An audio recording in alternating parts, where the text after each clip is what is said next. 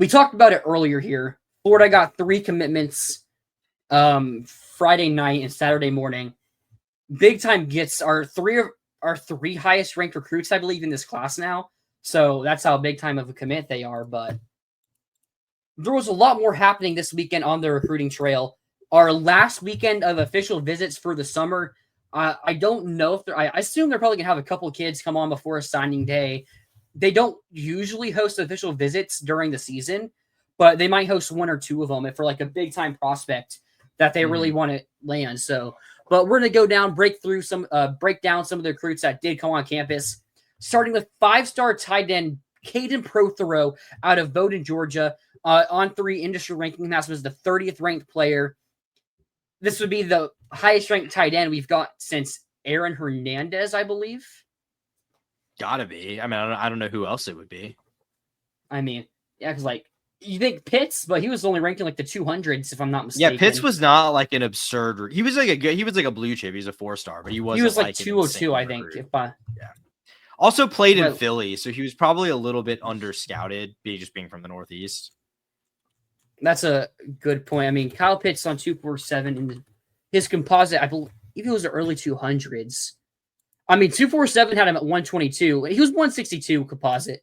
So, like, that's still a really good prospect right there. But, like, not compared to Caden Prothero coming out of high school. So, he named Georgia is still his leader, but he said Florida's second. He plans to commit early July. I find it really hard to beat Georgia here for him. So, it would be really great to add him because that tight end room doesn't look that great now. And you look at the other targets on the board, they're not really fantastic. But I think if you find a way to land Prothero, he's probably going to be a day one impact player because they see him playing at that tight end / wide receiver role. He can play outside. He can play on the line. So it'll be a big time get, but with Georgia and their tight end production and recruiting, I find it really difficult, even if he has a second right now. Yeah, for the in-state guy too. Like I think it like we've talked ad nauseum about how much kind of tight ends the position on offense that's lacking. And I mean, how awesome would it be to get a game-changing guy like this? But I kind of agree, especially with the other targets Florida has at tight end. Kind of seems like this has just been a like, well, we'll see if we can do it, but we're going to have backup plans. And they'll probably need him. I don't really have a ton else to add about him. I just got to say it's insane that he is a 5-star tight end and he's the 3rd ranked tight end in the class. There's 3 5-star tight ends in this class. So talk about like I know Mark Bowman who evolution of the game. Because I know Mark Bowman was number 1. Kendra Harrison, the Oregon commit, is number 20 overall now. Wow, he must have took a big jump recently. And I'm looking at the composite. I'm looking at the 247. Yeah, I am too. Yeah. Wow. I mean, yeah, Mark Bowman also, I think he was like 19th a month ago. So they must have got some nice month from Rivals, I believe. He did a recent update. So I mean, good for them. Next we'll look at 4-star athlete / wide receiver Davon Gross from Frisco, Texas. Plays Frisco, Texas. 37th ranked player in this class. So you look at his top schools. It's Baylor, Oklahoma, Houston, and Florida now. So Oklahoma, obviously a big-time program. But then Baylor and Houston, I mean, they're Power 5 schools, but it's like they're not on the level of Oklahoma and Florida. It's a very interesting recruitment. It seemed pretty quiet. Like, I heard he really enjoyed it, and it was his first time here at UF. He's another one that plans to commit like early July-ish area. Also, what I heard, the staff really likes Gross as an athlete. Like, they think he's one of the best athletes in the entire class, and he could be a running back. They like him at receiver, but he's just that type of player that if he wants to be a running back, you got to take him as a running back. But 6'1", 190. I really don't know yet. It's going to be tough until he takes all of his official visits. Maybe some more smoke comes. I don't think we get him, but I also just don't know yet. Yeah, I mean, especially with Baker having already joined the class, like you do wonder a little bit. But I mean, obviously, I think Florida would still take him if he wanted to come. Yeah, and I mean, like, I was curious what you thought about that because I mean, it kind of seems like he plays almost equivalent between the backfield and out wide in high school. So definitely a guy that can contribute in a few ways. I mean, this would be huge. It's kind of hard to imagine Florida wins this one just with them coming on a little late for him and just all the other Texas or in terms of Oklahoma, a regional school in the mix there. But I mean, I guess we'll just have to see how impactful this visit ended up being. One thing that intrigues me is the fact that Texas never got into this. I mean, the 4th-ranked player in the state of Texas and all of the schools that was on his list are from, Oklahoma's in Oklahoma, obviously, but like Baylor, Houston, Texas A&M is even listed on there, like, are Texas schools. And then you have Florida there. Like, it's really interesting for what his thought process, or maybe Texas. I honestly just don't know what's going on there. Yeah, right. It's hard to imagine that they wouldn't go after a guy like this special who's like that highly rated by the by the services and in Frisco. Like, hard to believe, but all right. Next, the 54th ranked player, former Gator commit linebacker Isaiah Williams out of Tavares near Leesburg. So this is a real interesting recruitment here. It's not Ole Miss is his 5th commitment. I mean, still, Steve Wiltfong even said it. He thinks Isaiah Williams is probably going to end up flipping one more time, at least by the time he signs. I mean, it was a good recruitment. I mean, this staff always knocks those official visits out of the park, it seems like. But I think this is an interesting thing of whether, if he wanted to flip again, would you allow it? Like, because it feels like he's gonna flip again, and it's like, yeah. Now, I have the personal thought that by signing day, if Billy Napier wants to take him, I think he'll be someone who's in this class. I mean, he's like an hour and a half away from Gainesville, right in our backyard from the 352. I think he's a really, arguably the best linebacker prospect in this class. 3rd-ranked linebacker on 247's composite. On 3 has him as the number 1 linebacker, like a top 15 player. So it's like, he's such a good talent. If he wants in, you kind of have to take him. But it's like, would you take him right now? Because it might just make more headaches going to signing day. Yeah, you might just be like, if you want to do it, just do it on signing day. But even then, it's not like signing day locks you in really anymore. So it's not like he's even set to come for sure. I mean, yeah, this one, like, I'll be real. Like, I mean, he's a really talented player. And like, yeah, he's probably the exception here where even though you have your red flags, you probably take the risk if he wants to commit to you just because he's that level of player.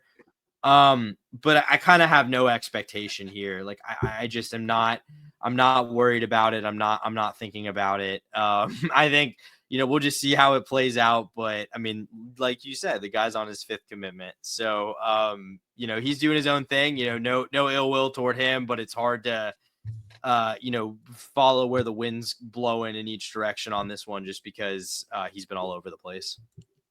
Yeah. I mean, he's a 16-year-old. He's a 16-year-old kid. I'm not going to totally wish or hate on him at all, but like, no, of course not.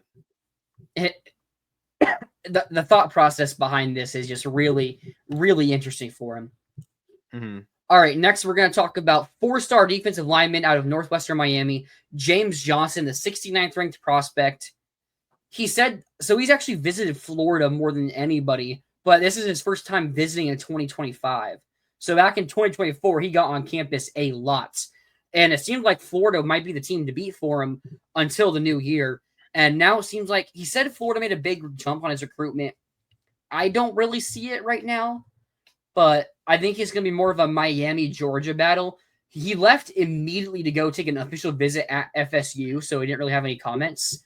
So we don't, outside of the fact that he said to like Wiltfong or somebody that like it was a really good visit, which again, we knock all the visits out of the park, but don't really know exactly what's going on there. I just don't think it's going to be us.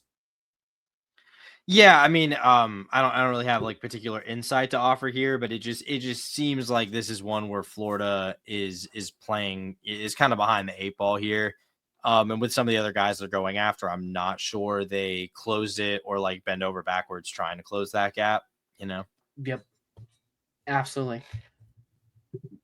All right, next, this is a bit a fun name to talk about here. Trenton Henderson, 4-star edge out of Pensacola, Florida, 6'4", 225 pounds, the 82nd ranked prospect on the composite. But interesting thing here, 247 has him as a 5-star.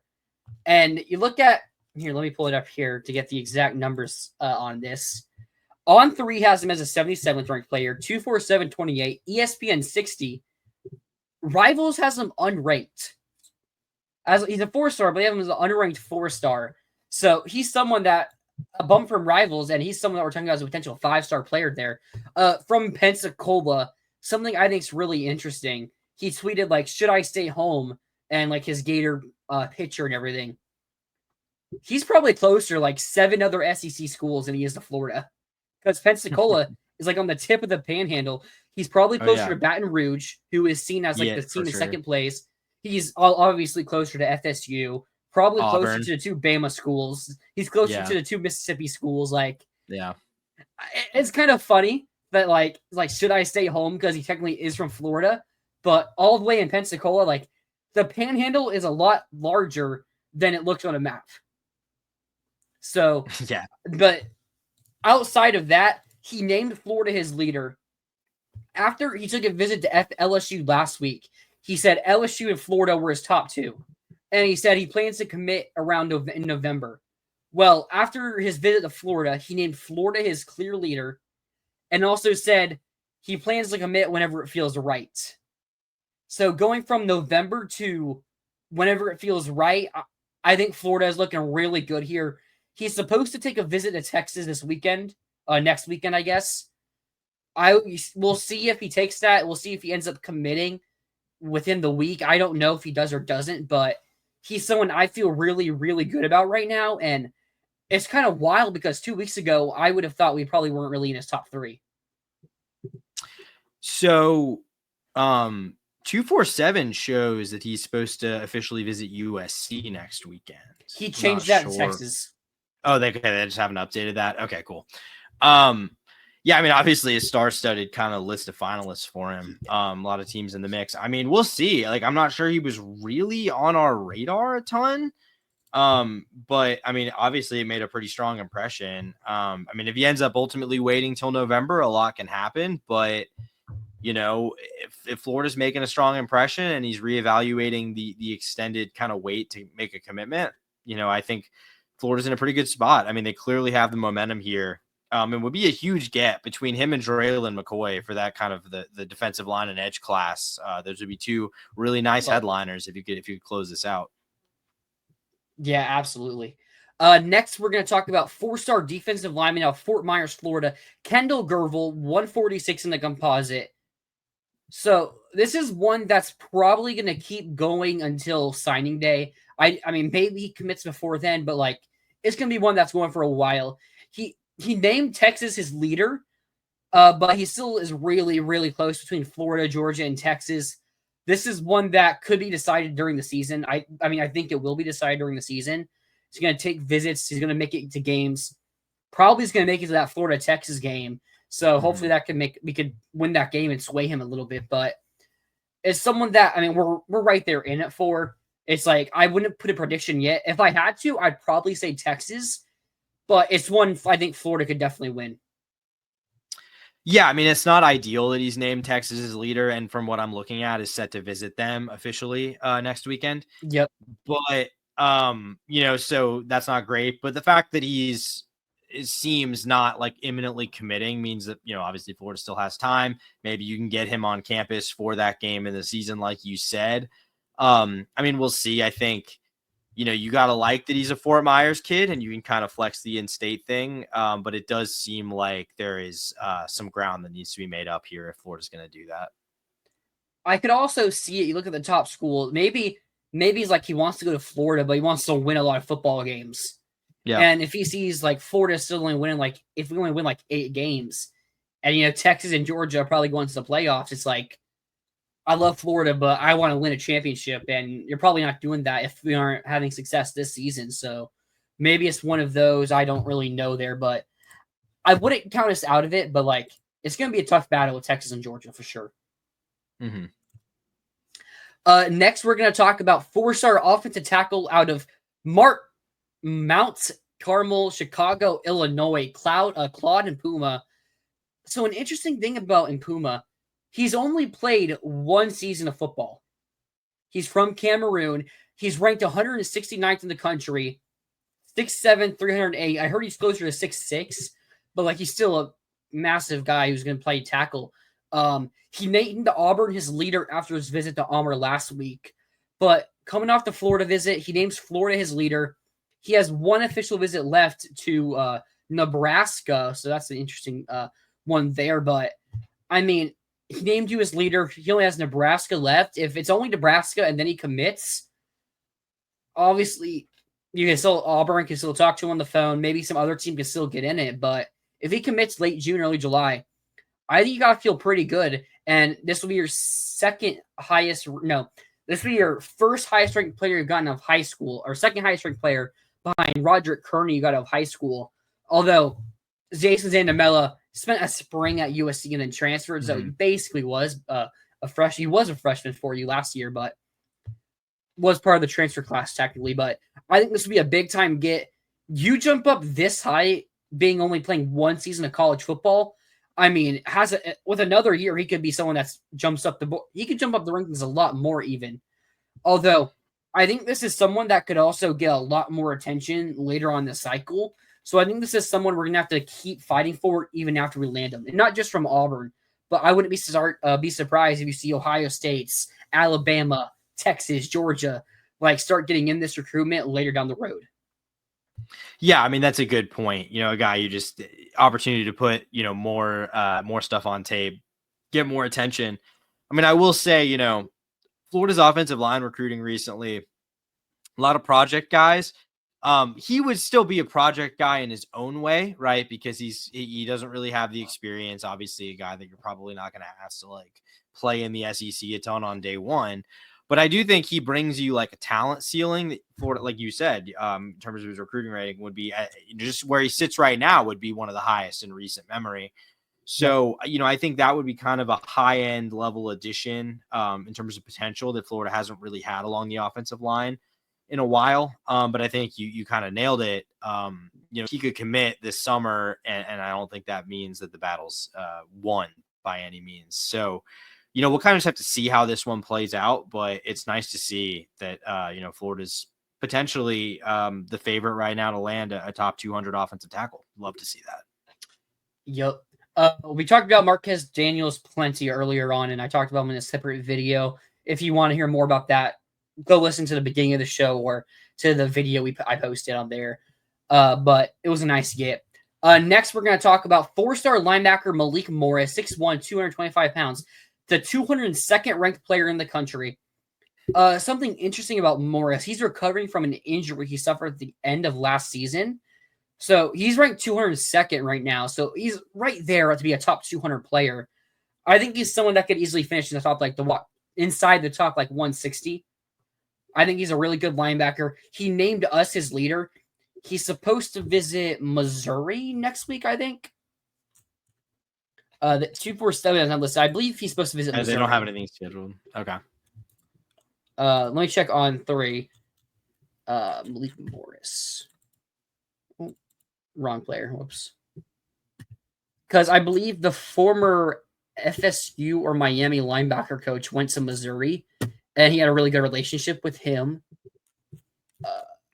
Yeah, he's supposed to visit Missouri and Colorado this week, so I don't really consider those teams as much of a threat. Texas A&M is seen as a larger threat, but I think we're going to end up landing Malik Morris. And he also has a planned commitment end of June, early July. I think this is another really good linebacker as they continue to get some pretty good linebackers to come to Florida. Yeah, just the linebacker recruiting has been really, really nice the last few years. And a Lakeland kid, which Lakeland's kind of turned into a pretty nice pipeline for the Gators. Got a lot of good players from there in the last few years. So, yeah, I mean, I think this is one, anything can happen, but it definitely seems like Florida holds all the cards here. Yep. Next, 4-star Gator commit, our QB out of Jesuit, Will Griffin. He's 6'3", 230, the number 216th ranked player. I've heard a lot about his improvement since last season to the spring. He's about to go to the Elite 11 camp, which the biggest camp for any recruit, especially, he's a QB who are the ones who compete there. But if he's going to end up jumping up boards, it's probably going to be because of his Elite 11. I hope he does. Obviously, he's our QB commit, So we'll see it. It's Elite 11, I believe, is next week, like the 23rd or something. So we'll see it soon. He made us out of like a recruiting lunch or dinner. He went in front of everybody. You know, some of them, don't be afraid to commit to Florida. We're trying to win here. So I think that was really cool from him. Yeah, we'll definitely talk more about that once we kind of see what he looks like at the Elite 11. But I think a nice recruit. I think, especially considering, you're looking at him. He's not, obviously, if things go to plan, he's not going to have to start as a freshman because DJ Lagway will still be here. And then you would kind of look after a redshirt year. You go and maybe he's competing against Tramel Jones or whatever. But I think Florida continuing to develop its quarterback depth pretty nicely for the future. I think he's a guy like you said. Could you see him climb up, maybe push into like more closer to the top 150 or even higher? Like, I think that definitely could happen, but probably, like you said, probably going to have to be a strong showing at the the Elite 11, if that's going to happen. But yeah, I mean, I think not a ton to say here about him. Honestly, his recruiting's been very sleepy. I mean, he committed a year ago, almost. And he's been more than a year, just over a year ago. And I think this is the first, from what I can tell, the first visit he's taken, the first anything. Like, I think he's been he was at a lot of our games last year. Yeah, he's been very locked in. I don't think there's any worries about this one wavering. I think you just kind of solidified that this weekend. He was supposed to come and visit us more often for the other OVs and take some officials, but he ended up going on vacation to like the Bahamas. So it kind of halted him right there. I can't really blame him. But it's nice to see him show some leadership here on this visit, telling everyone to commit. Next, 4-star tight end, the 265th ranked player, Tennessee commit Carson Snead out of Donaldson Christian Academy in Nashville. It's after the visit, he said Florida really gave him a lot to think about. So I think it's one that the Gators are definitely in. Although I'm pretty sure he's supposed to take an OV to Tennessee next week. That is correct. Yeah. So he's supposed to take an official to Tennessee next week. I mean, I don't know how the tight end board so I think we're gonna get Hezi Kent, who commits July 12th. You already have Kakua Amua. Snead is more of a receiving threat than Kent and Amua are, but I'm interested to see what happens here because I don't really know. I don't think we land him though. Yeah, I mean, you kind of got to say with the other guys and him being a Nashville kid, and obviously what kind of Heupel's reputation as an offensive coach and with the passing game, it kind of seems like a stretch here. And obviously Florida's still pushing for Caden Prothro, making some moves at this position across the board. But yeah, I mean, I don't know. I mean, maybe you made a really strong impression, but I would say with it being followed up with a Tennessee visit, I don't feel particularly good about this one. No. Yeah, that's exactly where I'm at there. It's just taking the Tennessee visit next week. Yeah. I don't see it. Next, we're looking at Chris Booker, 4-star interior offensive lineman out of Atlanta, Georgia, committed to Alabama. I heard the staff really likes him. He's committed to Bama, though. It's going to be tough to flip him. They like him as their center prospect in this class. Blaze Tomasi ended up committing to Stanford, I believe, last week on a visit, who was a guy they weren't ready to take because they wanted to keep looking, which I think is going to end up paying off. But I think it's someone to keep an eye on later down the line. I don't think he's going to end up flipping, but yeah, it's going to be one we're going to be talking about in November as, hey, Florida's really trying to push him. Maybe he takes some visits and goes to some games, and it really gets him thinking. Yeah, I mean, I think Florida's on this one, but I would just say, and we'll kind of get into it with a couple of these other guys here, but I think there's other guys at the position. I would say that it seems like Florida is maybe more likely to land. Yeah. And the next guy right here, Desmond Green, 4-star interior offensive lineman out of St. Stephen, South Carolina, 390th ranked player in the composite, 6'4.5", 354 pounds. That's actually really interesting. Chris Booker is 6'4", 285. Desmond Green is 6'4.5", 354. Yeah. Has 70 pounds on Chris Booker. Yeah. So he's got some weight on him there. I know the staff is really high on Desmond Green. He was seen going into the visit a heavy Georgia lean. He had a crystal ball to go to Georgia from the 2nd of this month, June 2nd. So Georgia really likes him. They also really want him. He has a crystal ball there. But the talk out of this visit is Florida really nailed it. Now, he declined to do interviews after, which can sometimes mean like, hey, I'm going to end up committing there soon, so I don't want to give it away. You want to be a bit more of a surprise. Maybe he was just in a rush. It could mean nothing, but I know he was around Will Griffin a lot. Will Griffin was recruiting him heavily, and it's hard to say that I think we can land him without him actually doing those interviews and, maybe him naming Florida like neck and neck or first with Georgia or anything like that. So I don't know, but like, I think it's someone to keep an eye on as a potential like we could steal him from Georgia. Yeah. I mean, it doesn't seem like it's just, it's like, is he a take for Georgia? If he's a take, he's going to Georgia. Like, I think there's more nuance to this situation than that. But like, I would say it's kind of, I think Florida probably is more. I mean, would you agree Florida's probably more in this one than they are for Chris Booker? Like, I agree. Perspective. Yeah. Way more. Yeah. And I think Booker, if we get Green, I have a hard time seeing Booker in this class, actually. Yeah, I mean, at that point, because you're looking at kind of a big offensive line class, potentially. Yeah. Next, Tyler Chaku out of Douglasville, Georgia. So this is a real interesting player right here. He commits tomorrow. On the composite, he's unranked. However, On3's own ranking have him as a 4-star. 247's rankings have him as a high 3-star, an 89 grade. A 90 would be a 4-star. So he's right there. But then Rivals and ESPN have him as an unranked player. So it's really interesting there. So he's unranked in the composite, commits tomorrow. We already got a bunch of projections in to get Tyler Chaku. So I mean, with those in mind, like I think we end up landing him. I'm interested to see where Rivals and ESPN rank him because I mean, one site has him as like a 4-star, another has him as a high 3-star.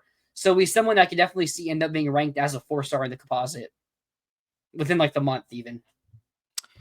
Yeah, I mean, it seems like Florida's in good shape here to get him, and just another guy that not necessarily the highest rank at the moment and by the services, but kind of a guy that you can see the potential with, and a guy that you can see pretty easily moving up those rankings throughout his senior season. So, I mean, obviously, we'll have to see if it is ultimately Florida when he commits tomorrow. But I mean, I think Gators are in a good spot here, and going to be one piece of a pretty, we'll see how highly rated they all end up being, but I think going to be an offensive line class that the staff feels really good about, whether they're rated highly or not. Yeah, so the question here, is he a tackle? Is he a guard? He's 6'6", 290, so he has good size of that 6'6" frame. 290, you're going to put weight on when you get here anyway, so that doesn't really matter at this point, but like, maybe, I don't know what they like him at. I mean, something I'm noticing about this class is a lot of the players are looking at, there's like, take now, worry about the numbers later, which is something that has really came back to bite them in the butt when they weren't doing that in previous cycles, where it's like, oh, well, we have this guy a bit higher on our board, but you want to commit now, and it's like, well, we want to wait, and then that player ends up, you miss on that top player, and then the other player ends up just committing to like a South Carolina, and they hold them. So it's like, you can see a difference this year, like, if you're taking Chaku, and if you're getting, you're probably getting Javari Lucas as well tomorrow, and then you're still looking at Claude Impuma, who is the higher ranked guy. I mean, you're looking at this offensive line class, 3 possible tackles, because you already have Chancellor Campbell, who they really like. Many people think he could end up being a 4-star prospect. And then say you get Claude Impuma, who's also, like, those two are clear tackles. Like, they aren't going to play guard.